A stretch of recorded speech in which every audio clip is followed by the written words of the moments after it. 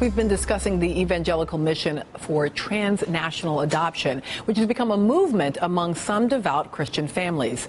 A movement of hundreds of individual families, parents, and children in this country, each with their own individual and particular stories. So, joining my table are two people who have been involved in the transnational adoption process. Karen Moline is a mother who adopted her son Emmanuel from Vietnam in 2001 and is a board member of the Parents for Ethical Adoption Reform. And Tariqua Lema, who was adopted herself at age 13 from Ethiopia and has struggled through two failed adoptions in the United States. Also with us, University of Connecticut historian Jelani Cobb. So I want to start with you, Tariqua. When I say failed adoption, what does that mean? What is your story? When I was 13, my two youngest sisters and I came to America through a corrupted adoption agency. They told us that we were going to America for educational exchange program. And once we got to America, we found out that we were adopted. And we didn't even know what that meant. So our family told us that, the American family told us that they are our forever family. And I reacted with a lot of grief and anger because I didn't want a new family. I have a family in Ethiopia. How did they respond to your reasonable grief and anger? I think they didn't really react that well because they wanted to adopt a child who is an orphan, and the adoption agency told them false information. And it was kind of my word against the adoption agency. And plus, they just spent all this money, and they're like, we can't take you back because, like, you're our kid by law. So my sister and I just lived there for a while, and later on I found out that they changed our names too. That's one of the reasons why the adoption failed, I think, because I was angry and I grieved over my name changed because I didn't want a new name. We already have Ethiopian given name, and then they stopped us from speaking our native languages. And you at this point were 13. Yeah. You weren't an infant who someone changed their name. You were you were a young woman. Yeah. Your story is, Catherine, the kind of story that you tell in the book that is so hard for me to even comprehend how such a thing happens, how the set of either public policies or individual decisions allow a child who has a family, a community, even a name, to be ripped out of that around a sort of missionary notion of it being better in the United States. Absolutely. I think what happens in a lot of cases, as in Tariq's, is that there is so much emphasis and there is so much enthusiasm for adoption in the United States, and especially in this Christian adoption movement, a lot of people are very deeply moved by the idea that there are hundreds of millions of orphans in need. And so if agencies are going out there and saying, sometimes they're taking videos of children and presenting these children. Sometimes, in your case, they were giving false backstories, saying, you know, these children are destitute, these children are about to be completely orphaned, they might end up in a terrible circumstance in prostitution or something like that.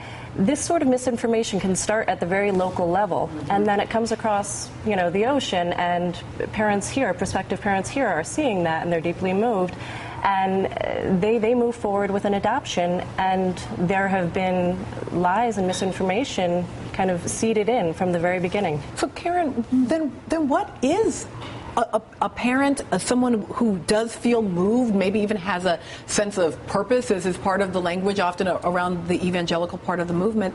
How do you find an ethical way to be engaged in adoption? Well, I think what you have to do first is examine your motives of going internationally, because you know what I say often is that if you're dealing with a corrupt country that has corrupt practices in every aspect of its business, why would you assume that the adoption business is exempt from the same sort of practices that taint other industries? And when you have a very emotional process, which is the need and the want to be a parent, coupled with a business model that doesn't work, you have this clash of not knowing what to do. And I think because the stories that, like we've just heard, are not isolated examples. If anything, I've learned over my years since I adopted in 2001 that the corrupt stories are more commonplace than the non-corrupt one. But it's very, very difficult for honest, ethical, well-meaning people to believe the depths of depravity that take place in this business, bringing these children to this country. And so the root of it, as it says in the Bible, of all evil is money.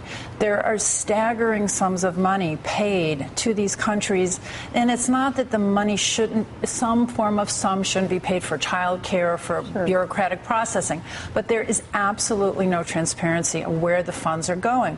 And if you're paying tens of thousands of dollars to a country, you should see something for your money. You should see orphanages that have decent care and schooling and nannies. You should see just people taking care of these children, and you don't. You have starving babies and starving children. So getting back to your question, I personally would not recommend adopting internationally now because you have no control over the process.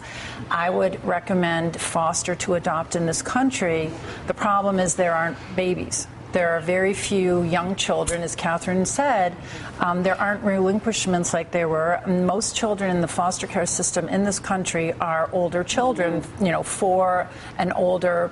I'm not sure what the actual statistic of the average age is. So, when you also have a religious fervor driving your intentions, and some of the worst abuses, unfortunately, have come from faith-based agencies, and I think in part because the parishioners are not morally capable of believing that somebody who is a godly person, a prayerful, good person, is not just lying, but is stealing children, is harming innocent victims, like the one sitting right here. They cannot believe it, so they won't believe it. Yeah, stay right here. I want to hear more from your story, and also talk a bit more about some of the ways in which it does happen in our own country across a different kind of international line, and that's the international line of the U.S. state and other questions. So when we come back, I'm sorry, it's a lot, but I do want to hear.